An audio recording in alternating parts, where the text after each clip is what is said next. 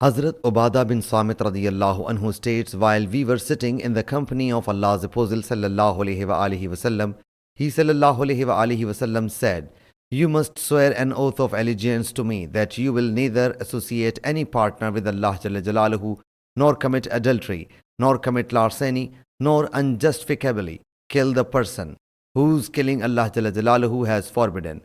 Whoever amongst you fulfills this pledge, his reward is with Allah Jalla Jalaluhu, and whoever amongst you perpetrates any of these forbidden acts and is awarded punishment in the world, that will stand as an expiation for him.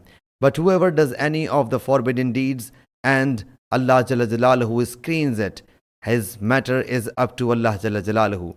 He Jalla Jalaluhu may pardon him if He Jalla Jalaluhu pleases, or torment him if He Jalla Jalaluhu pleases." Sahih Muslim Hadees number 4436.